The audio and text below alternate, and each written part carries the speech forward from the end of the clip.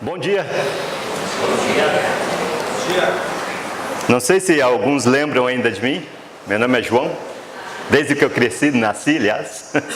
Faz tempo que meu nome é João. Marido da Teca. Agora sim, né? Eu trabalhei como evangelista aqui, de 90 a 94, abril de 94. Faz um tempinho, né? Alguns de vocês nem estavam aqui ainda. Nem nesse mundo. Mas eu lembro de várias situações, né? Eu trabalhava com jovens, a gente tinha essa coluna aqui inteirinha de jovens. Não sei se alguns que daquela época lembram, a gente tinha vários eventos, a gente fazia, sei lá, cachorro-quente ou pizza, alguma coisa assim. Apareciam 150 jovens, né? No domingo aparecia 30. O que acontece? O jovem gosta de comer, acho que é isso. E assim a gente vai crescendo, né? Falar em idade, né, um rapaz, ele viu um idoso plantando tâmaras, chamado tamareira, né? Ele começou a plantar tamareira, aquele idoso, e então o rapaz passou por ele e falou: o que o senhor está plantando? Tamareiras. Ah, é mesmo? E leva muito tempo para dar tâmaras? Leva muito tempo para dar tâmaras. Ele pensou um pouquinho, já viu a idade do senhor, que era realmente idoso, e perguntou: e o senhor espera colher tâmaras? Ele falou: olha, eu não espero colher tâmaras. Mas por que então o senhor está plantando tâmaras, o senhor não vai comer tâmaras? Olha, se todo mundo pensasse como você, não existiria tâmaras. Tem até um ditado que diz: quem planta tâmaras não colhe tâmaras, tanto que demora de dar tâmaras. Não sei se você conhece a tamareira. É um fruto muito doce do Oriente Médio, né? E não é muito barato também, por isso talvez você não conheça, mas na feira tem, no mercado municipal tem, é um fruto muito gostoso até, ele às vezes misturado com outros até ganha outros gostos. Aquele mesmo jovem, ou melhor, aquele mesmo velho, ainda estava vivo de muitos tempos depois, muitos anos depois. E aquele que era jovem, um dia, passando por ele já estava idoso. Mas viu aquele que era idoso, mais idoso ainda vivo. E ele perguntou: nossa, mas o senhor ainda está vivo? Falou: mas qual o segredo da sua longevidade? Falou: olha, eu fiz um acordo com Deus. Cada árvore que eu plantar, Deus me dá mais um tempo de vida. Então é por isso que eu planto tâmaras, porque aí eu tenho mais tempo de vida. Bom, eu não estou dizendo isso para dizer a minha idade. Alguém até passou por mim hoje, acho que foi o Dilson, falou: nossa, você não envelhece, né? Eu falei: eu escolhi muito bem meus pais, por isso então eu não envelheço, né? Mas a tinta de cabelo eu ainda não comprei, mas quando eu precisar, provavelmente eu vou precisar um anti-queda antes de tinta de cabelo. Meu pai, ele demorou bastante para ter cabelos pretos, ou brancos melhor, né? Demorou bastante. Eu vou falar sobre o velho mais rico da terra. Se você prestou atenção na leitura, você já deve saber de quem eu estou falando. Mas a terra não estava numa situação muito boa. Se você olhar hoje, talvez se você ouvir essa descrição, parece muito a mesma coisa. A terra estava corrompida, a terra só havia malícia nos olhares, a perversidade dos homens só aumentava e levava os homens mais à morte. Poucos tinham o Espírito Santo de Deus, ou o Espírito de Deus principalmente. Os corações e mentes só planejavam o mal, e Deus decidiu destruir a terra. Esse era o quadro que nós tínhamos naquela época. E não mudou muito, na verdade, né? E na verdade nós temos uma repetição do quadro, porque novamente Deus decidiu destruir a terra. Você deve saber. Mas nós estamos numa situação diferente. Porque aquela forma, daquela vez, o elemento que destruiu a terra foi um. Hoje não tem mais para onde fugir. Aquela época ainda teve para onde fugir. Mas Deus, olhando lá de cima, Ele conhece os corações, Ele vê realmente as pessoas quem são. E Ele vê não só a aparência. Deus não olha a aparência do homem. Nossa aparência não convence a Deus. Como nós muitas vezes somos tocados pela aparência das pessoas. Mas quanto a Deus, não. Deus olha para o coração do homem, e Ele vê o homem de fato como ele é, o que ele realmente pensa. E Ele olhou todo esse quadro da humanidade, milhares ou talvez até milhões de pessoas já naquela época, E ele viu que não se salvava um, aliás, só tinha um que se salvava. O nome dele era Noé. Noé era um homem diferente. Mas nessa situação, nunca tinha chovido na terra. Já imaginou? Nunca tinha chovido naquela época. Era Gênesis ainda, como você pode ver. Nós lemos o capítulo 6. Mas se você olhar antes, no capítulo 2 de Gênesis, do versículo 5 e 6, ele diz: ainda não tinha brotado nenhum arbusto no campo, e nenhuma planta havia germinado, porque o Senhor Deus ainda não tinha feito chover sobre a terra. E também não havia homem para cultivar o solo. Então nunca tinha chovido. E aí começa Noé a pregar: olha, Deus disse que vai chover. E a chuva vai ser tão grande que vai destruir tudo. Pensa só na situação. Nós, como seres humanos, somos lógicos, principalmente nós homens, somos muito lógicos. 1 mais 1 sempre dá 2. Sempre foi assim e sempre será assim. Então nós imaginamos o quê? Nunca choveu. Nunca vai chover. É a nossa vã imaginação. Novamente nós temos da parte de Deus a promessa de que o mundo vai acabar. Naquela vez, acabou em água. Ainda dava para escapar, para tentar sobreviver, mas só por um tempo. Talvez você tenha acompanhado o ciclone que houve lá na África, no oeste da África. Como uma chuva, e recentemente em São Paulo mesmo, né, a gente teve uma dezena de pessoas mortas por causa de uma grande chuva. Então a gente vê que dá para escapar, mas nem sempre. E nesse caso, era tanta chuva, pensa no monte mais alto, encobriu, já naquela época. Nós hoje temos, né, o Everest como o monte mais alto. Talvez também naquela época as montanhas não mudam muita coisa. Segundo a Bíblia, segundo até algumas tradições ou povos antigos, o mundo não tem mais do que 6.000 anos. Os judeus, que contam desde o início lá de Adão, eles contam 6.600 e poucos anos. Não chega, melhor, 5.600 e poucos anos, não chega a 6.000 anos. E segundo a Bíblia, o mundo realmente não tem mais de 6.000 anos mesmo. O mundo conosco, porque o planeta Terra provavelmente já existia, mas não existia nada. Leia Gênesis e você vai ver mais sobre isso. Mas nunca tinha chovido, e ele começa a pregar agora: vai chover. E as pessoas, é claro, começam a, no mínimo, duvidar, e outros rirem, e outros zombarem.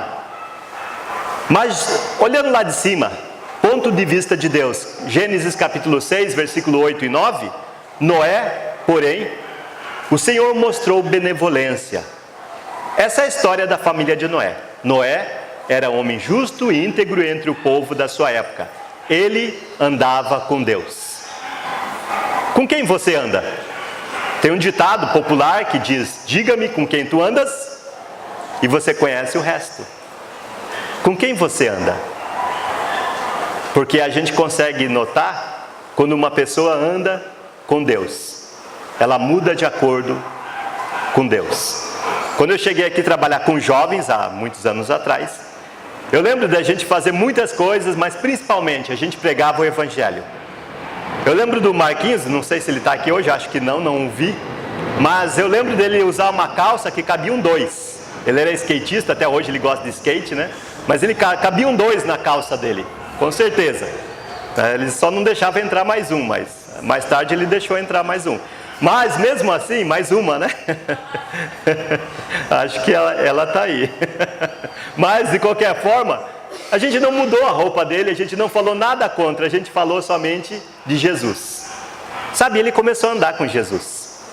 E ele se transformou. Eu estou citando um caso só, eu tenho vários casos de jovens que se transformaram porque começaram a andar com Jesus. Simplesmente. E ele não só começou a andar com Jesus, como que ele começou a chamar outras pessoas para andarem com Jesus. Uma coisa interessante que eu lembro dele falando: olha, meu pai é um homem justo. Meu pai é um homem que ele faz todas as coisas certinhas, seu Nelson. Falou: mas vamos falar sobre ele, para ele, sobre Jesus. E nós fomos falar para o seu Nelson também. E não é que o seu Nelson disse que ele não era um homem tão justo assim e precisava de Jesus?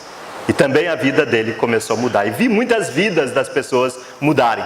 E quando a gente fala sobre Deus para uma pessoa já velha, já idosa, A pessoa, eu ouvi essa frase também muitas vezes na minha vida, dizendo, a pessoa pergunta para si mesma, por que eu não conheci esse caminho antes? O caminho de andar com Deus. Porque transforma as nossas vidas, transforma todo um mundo. É como você quando se apaixona. Quando você apaixona, o mundo não fica todo florido, a grama não fica verdinha, tudo começa a cheirar bem. Não é verdade. Você mudou. Quando você começar a andar com Deus de verdade, é claro que você não vai suportar mais esse mundo, mas esse mundo ao mesmo tempo vai ter uma outra perspectiva. Você sabe que o fim é só o começo. E você não vê a hora disso acontecer. É uma ânsia que a gente tem. Noé tinha 500 anos quando esses acontecimentos começaram a acontecer. Quando Deus chamou Noé, ele já tinha 500 anos. Era um tempo que as pessoas viviam bastante. Se você olhar um pouco na leitura mesmo de Gênesis capítulo 6, quando Deus viu o mundo todo assim corrompido, o ser humano só pensando em malícia e violência, quando o gênero humano já começou a mudar o próprio jeito da própria criação de Deus, e nós não estamos numa situação muito diferente hoje em dia, onde se aceita qualquer coisa, o importante é ser feliz, o que vale é o amor, mas não é verdade. Nós estamos na mesma situação. Quando Deus o chamou, ele já tinha 500 anos. Mas naquela época mesmo Deus disse, olha, o homem não vai viver para sempre mais, ou muito mais. Eu vou limitar a idade do homem a 120 anos. Ele não vai mais viver do que isso. E é verdade, não é mesmo? Você já conheceu alguém de 120 anos? Muito raramente. A pessoa nem sabe qual é o segredo da vida. Mas a Bíblia mesmo diz que você mesmo, jovens, quer saber o segredo da vida, de uma longa vida, e se quer se dar bem, ter sucesso nessa vida, começa lá na sua casa, lá onde você mora. A Bíblia diz que é, honra teu pai e tua mãe. Esse é o primeiro mandamento que Deus deu, que logo ele deu uma promessa, que é para que você se dê bem em tudo o que você fizer, e que você tenha uma longa vida sobre a terra. O que nos dá uma longa vida sobre a terra não é uma boa alimentação, não é verdade. O que nos dá uma vida longa sobre a terra não é ser feliz, também não é verdade. O que nos dá uma longa vida sobre a terra é Deus. Mas principalmente aqueles que andam com Deus, mesmo sem saber. Se foi obediente aos pais, se honrou os pais, mesmo sem saber, mesmo sem ser religioso, Deus ainda cumpre a sua promessa e Ele dá longa vida para essas pessoas. O que você pensa estar fazendo aos 100 anos? Vou exagerar. Viver aos 100 anos, hoje em dia, é um privilégio de poucos. E tem se vivido cada vez mais. Você sabia que nos anos 30, no Brasil, a média de idade dos brasileiros é de 35 anos? Já pensou? O brasileiro vivia 35 anos. Era a média de idade, já era idoso aos 35 anos. Hoje, a gente chega aos 50 e pensa, a vida começa aos 60. Não é? A gente sempre tem esperança, né? Mas Noé tinha 500 anos, nunca é tarde demais para você andar com Deus. Mas não deixe para depois. Porque como muitos ouvem de muitos idosos, eles perguntam, por que eu não conhecia esse caminho antes? E o mundo estava corrompido, mas Noé começou a pregar. E ele pregou por 100 anos. As águas vieram e brotaram do chão. Se você ler Gênesis, você vai ver essa descrição. Quando a gente cava um poço, você sabe, sai água. Até do chão, a água começou a sair. Saiu de todos os lugares, tudo inundou. Quando isso aconteceu, Noé tinha 600 anos. Ele ficou pregando 100 anos. Mudou toda a vida de Noé. 100 anos de fidelidade, 100 anos de pregação. 100 anos. Às vezes a gente cansa de ser fiel por poucos anos. Talvez você já viu uma pregação que eu ouvi que foi feita aqui, que muitas pessoas são fiéis mais ao time de futebol do que a Deus. Deixam a família, deixam a cidade, deixam o emprego, deixam a igreja, mas o time de futebol ele continua torcendo para aquele mesmo o resto da sua vida. E quando o seu time ganha, o que você ganha? Nada. E quando o seu time perde, o que você perde? Nada. Mas quando você perde o contato com Deus, você perdeu tudo. Porque no final das contas, quando Deus te chamar, é a única coisa que Ele vai perguntar. Quanto tempo você andou comigo? Ou Ele já vai saber, é lógico, né? Nossa vida vai estar à frente dEle, como nós bem sabemos. Noé, não sei se você sabe, antigamente ele era agricultor.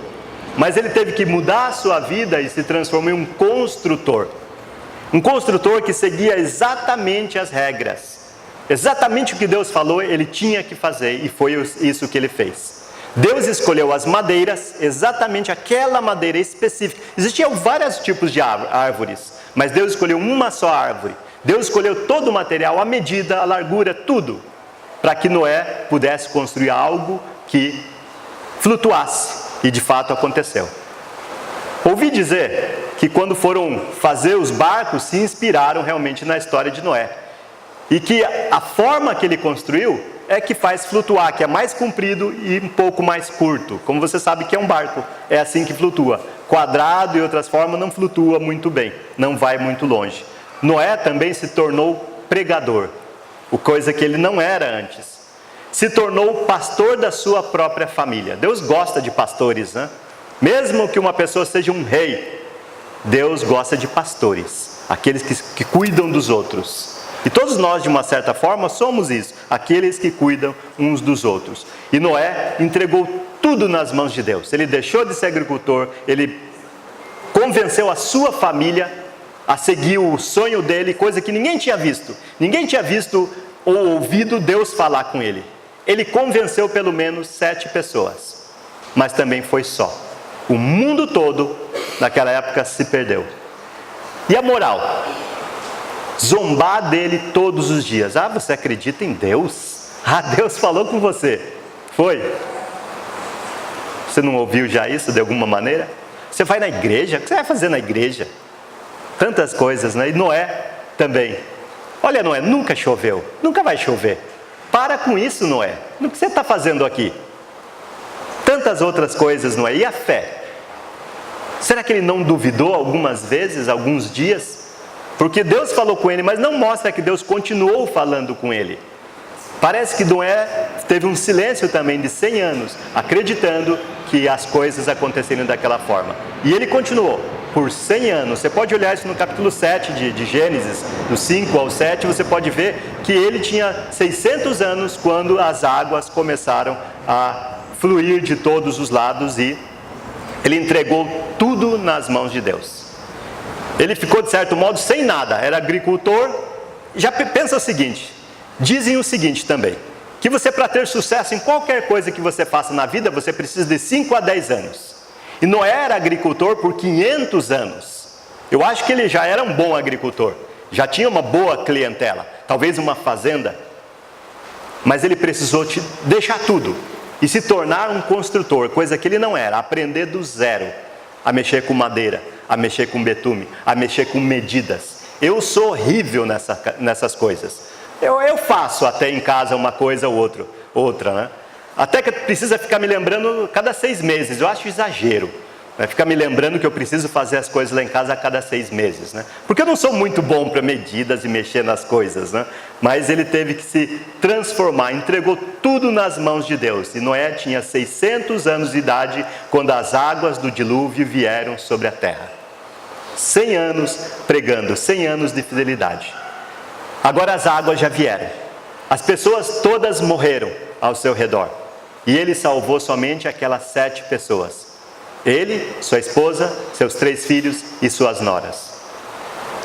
8 pessoas foram salvas através da água, Marcos, capítulo 10, Jesus, palavras de Jesus. Ele diz, digo a verdade, ninguém que tenha deixado casa, ou irmãos, ou irmãs, ou pai, ou filho, mãe, campos, por causa de mim e do Evangelho, deixará de receber 100 vezes mais, já no presente, casas, irmãos, irmãs, mães, filhos e campos, e com perseguições. Mas na vida futura, a vida eterna. Pense nisso. E esse é o chamado para ser discípulo que todos nós recebemos. Deixa tudo, deixa esse mundo, deixa as teorias deste mundo. Vai deixando o mundo, não acumule mais coisas. Acumule lá em cima no céu. Diz um homem muito famoso na história, Martin Luther King, talvez você já ouviu falar, conhece um pouco da história dele, um ativista, né, social, né, dos negros nos Estados Unidos principalmente, e ele falou uma coisa, ele também era um pastor americano, então ele diz o seguinte: olha, tudo que eu tentei agarrar com as minhas mãos, eu acabei perdendo. Tudo que eu coloquei nas mãos de Deus, eu ainda tenho. Uma grande verdade. Coloque tudo que você tem nas mãos de Deus. É claro que você não vai se desfazer da sua casa, do seu carro e etc. Você vai ser um administrador. Tudo pertence a Deus e você vai ter que devolver, inclusive o seu corpo. Você acha que é seu? Porque este mundo prega isso, né? Meu corpo, minhas regras. Mas Deus diz: não, esse corpo é meu. Você sabe, você abre o jornal hoje, por exemplo, você vai ver que a maioria das pessoas que morreram foram jovens. A média de idade, 25 anos. Envolvido com crimes, com baladas, com diversão, coisas que não agradam a Deus. Muitas coisas. Muitas coisas simplesmente buscando ser feliz. Só isso. Mas nós vamos ter que devolver a Deus. O seu corpo, inclusive. Você sabe disso. Antes de eu falar disso, você lembra do seu tataravô? Bisavô? Avós? Alguns de nós, os pais, já perdemos. Nós vamos perdendo muitas pessoas, amigos. Eles devolveram seus corpos àquele que criou os seus corpos. Eles tiveram que devolver. E Deus já começou a acertar a conta com eles. Um dia vai ser a sua vez. Mas fique tranquilo, entregue tudo. Essa é a resposta à pergunta dos discípulos. Jesus, nós deixamos tudo. O que nós vamos ganhar com isso? E Jesus responde isso: não há ninguém que tenha deixado casa, irmãos e irmãs, pais, filhos, não importa, campos, por amor de mim e do Evangelho, que não ganhe já nessa vida o cêntuplo, mas com perseguições. Você não vai ser aceito pelo mundo. Dê glória a Deus, porque Jesus também não foi aceito pelo mundo. E mais, na vida por vir, você terá a vida eterna. Veja só, Noé entregou tudo. Entregou tudo que ele tinha. Se transformou a sua vida, da sua família. Agora, alguns dias depois, a chuva parou. E as águas começaram a baixar, até que a arca se assentou nos montes Ararates. E Deus abriu a porta da arca. Quando Deus abriu a porta da arca, quem estava vivo? Só Noé e sua família. A quem pertenciam todas as coisas agora? Aquele que deixou todas as coisas agora. Noé deixou tudo. E de repente, quando abriu a porta da arca, tudo era dele. O mundo inteirinho era dele. Ele podia escolher qualquer coisa que ele quisesse, qualquer pedaço de terra, tudo era dele, porque não existia mais ninguém. Basicamente é a mesma coisa que Jesus disse: se você deixar tudo, você terá tudo, já nessa vida. Mas, muitas vezes nós relutamos em fazer isso. Nós relutamos e colocamos muitas coisas em primeiro lugar. E Noé poderia ter saído da arca e escolher os melhores pedaços de terra. Ele poderia ter feito isso. Ele poderia ter escolhido qualquer coisa que ele quisesse, porque era tudo dele. Ele poderia dar os nomes aos montes, nome Noé, de tudo. Dos nomes dos filhos dele, talvez, ele poderia dar nome às coisas. Tudo era dele. Mas sabe qual é a primeira coisa que ele fez logo que ele saiu da arca? Ele fez um altar e ele louvou a Deus. Esse era um homem reto, íntegro, justo e que andava realmente com Deus. Ele não devia nada a ninguém. Ele não precisava se mostrar, ele não precisava mostrar a sua fé. Mas a primeira coisa que ele faz é louvar ao Senhor. Nossa vida também é um altar. Você cheira bem para Deus ou você cheira mal. Isso é um fato. Nossas vidas devem ser para louvar, só serve para isso, porque no final das contas é isso que vai contar. Tudo que você fizer. Porque você foi politicamente correto, por exemplo, Deus não conta essas coisas. Mas se você foi de acordo com a vontade dele, porque Deus não é politicamente correto. Não é. E você sabe disso. Fica do lado de Deus. Mesmo que você passe vergonha. Mesmo que você seja sozinho. Mas Deus só precisa de uma pessoa para mudar este mundo. Olhe na Bíblia toda. Olhe na história, inclusive, da própria humanidade. Precisa só uma pessoa para mudar a humanidade. Em qualquer lugar. Essa pessoa pode e deve ser você. Bem, Noé era um homem justo, íntegro, reto e andava com Deus. Esse era Noé. Ele entregou tudo para Deus. Entregou tudo e logo a seguir, pouco tempo depois, ele ganhou muito mais do que ele entregou. Tem um ditado que diz uma coisa muito verdade, até parece uma passagem bíblica, tão verdade que esse ditado é. Ele diz que Deus é bom, e você pode plantar o que você quiser, porque Deus é bom. Então plante o que você quiser, porque Deus é bom. Ele deixa você plantar, seja o bem, até seja o mal, Ele deixa. É verdade ou não é? Você vê essas coisas acontecerem no mundo, inclusive. Mas, diz o ditado, Deus é justo. Você vai ter que colher o que você plantou. Pense nisso. E quando você planta uma semente de qualquer coisa, você colhe 2 sementes daquilo que você plantou? Se você plantar milho, por exemplo, feijão, que é bem fácil de dar, dá até no algodão, né? Se você plantar feijãozinho, você não vai colher 2 feijãozinhos. Você vai colher muito mais. Uma espiga de milho, por exemplo, se eu plantar 1 grão de milho, você colhe pelo menos 2 ou 3 espigas de milho no mínimo. E quantos grãos de milho tem numa espiga? Então plante o bem, porque é isso que você vai colher e em dobro. Vai colher muito mais. Se você plantar o mal, Deus vai permitir você fazer isso. Ele não vai te impedir de você plantar o mal. Mas lembre-se que você também vai colher. Lembre-se também da proporção, o quanto você vai colher.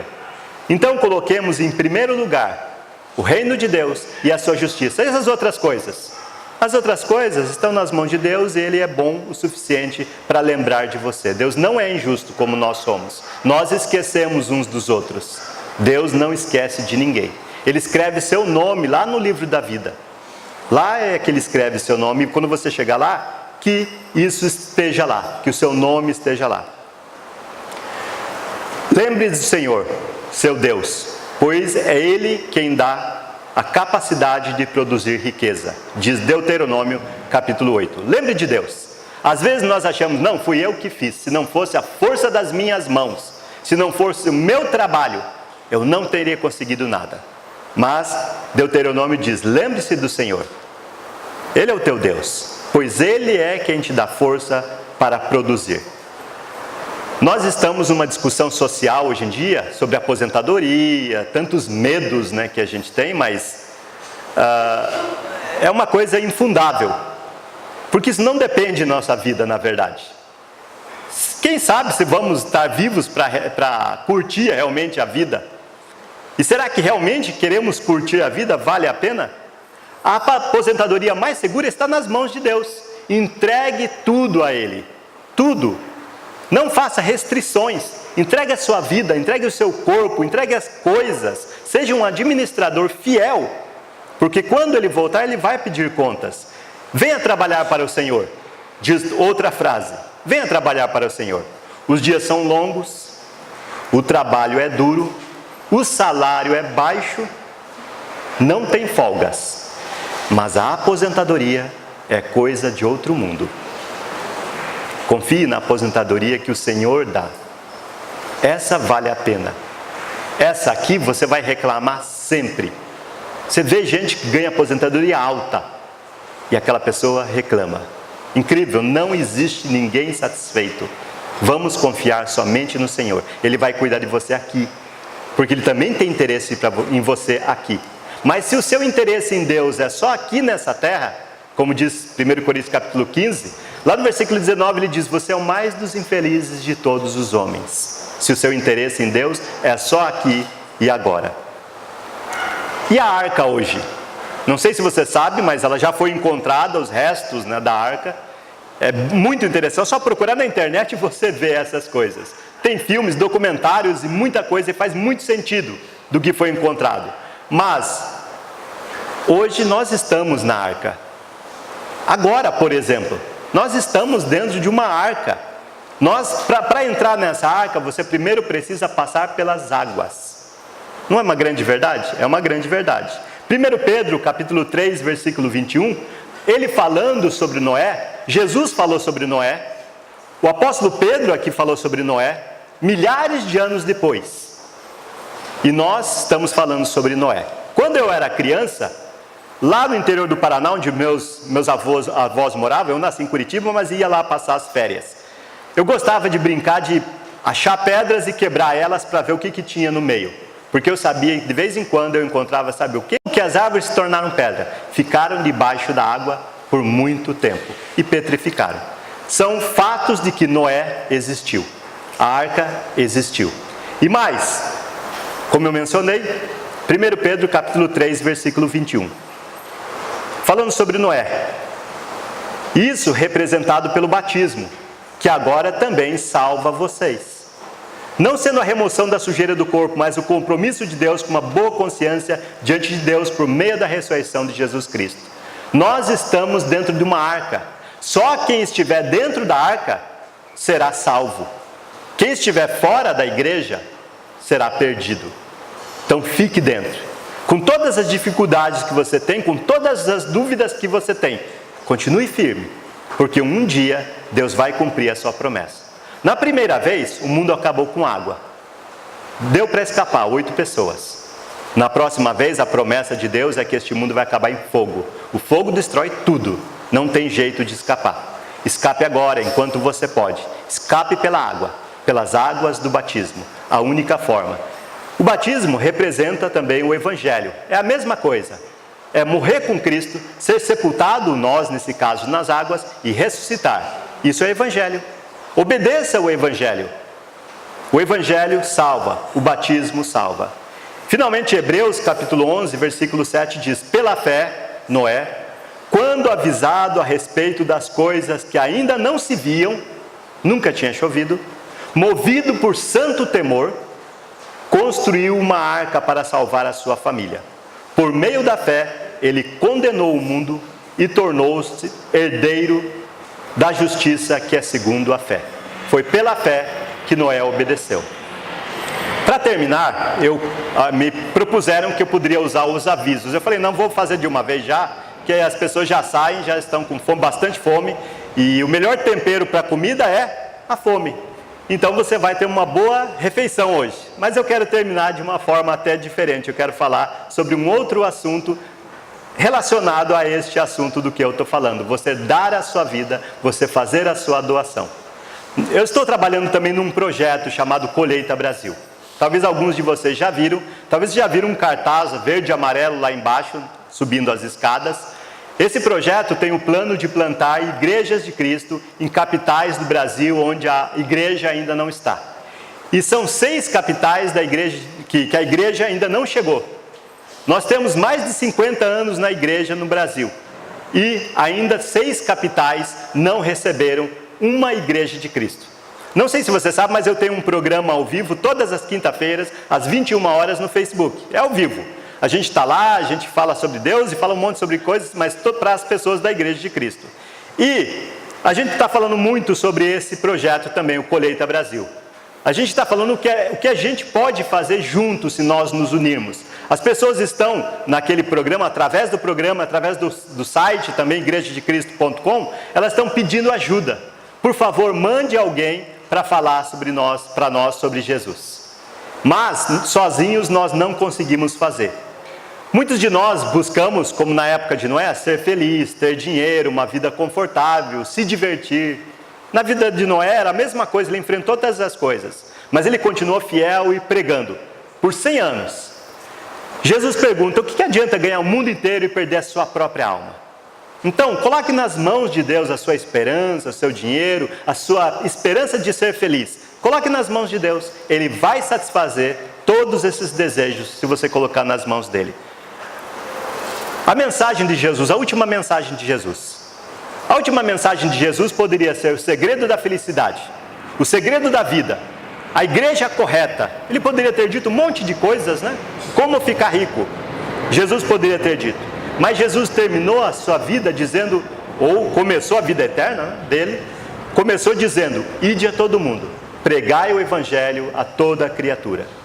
Bem, eu imagino que você não pode ir, por exemplo, para Rio Branco, lá no Acre, onde não tem uma igreja de Cristo. Em Roraima não tem igreja de Cristo, em Boa Vista, né? Várias cidades, vou mencionar elas todas ainda. Mas talvez você possa enviar ajuda.